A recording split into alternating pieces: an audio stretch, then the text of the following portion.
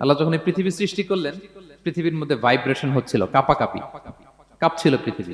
আল্লাহ পৃথিবীর কাঁপাকাঁপি বন্ধ করার জন্য এই পেরেকের মতো পাহাড়গুলোকে পৃথিবীতে ঠুকে দিলেন, কাঁপাকাঁপি বন্ধ হয়ে গেল। এই দৃশ্য দেখে ফেরেশতারা বলে, ইয়া রাব, হাল মিন খালকিকা আশাদ্দু আলাল জিবাল। আল্লাহ, পাহাড়ের এত শক্তি, পৃথিবী কাঁপতেছিল, পাহাড় আপনি ঠুকে দিলেন, পৃথিবীর কাঁপাকাঁপি বন্ধ হয়ে গেল।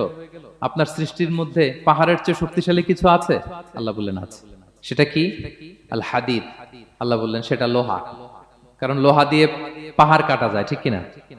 লোহার কথা শুনে ফেরেশতারা অবাক, লোহা পাহাড়ের চেয়ে শক্তিশালী?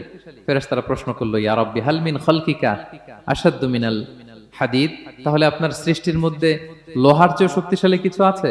আল্লাহ বললেন আছে। কি সেটা? আন্নার, আগুন। কারণ আগুন লোহাকে কি করে? গলিয়ে ফেলে। ফেরেশতারা শুধু অবাকই হচ্ছে।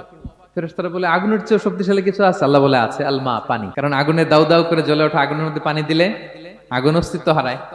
ফেরেশতারা শুধু অবাকই হচ্ছে। তারা বলে, তাহলে পানির চেয়ে শক্তিশালী কিছু আছে? আল্লাহ বলেন আছে। আর রিহ, বাতাস।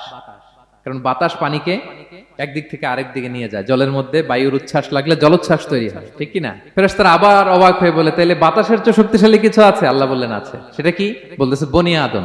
ওই মানুষ শক্তিশালী যে গোপনে দান করে, এত গোপনে যে ডান হাত কি দান করলো, বাঁ হাত সেটা টের পায় না। পড়েন সুবহানাল্লাহ।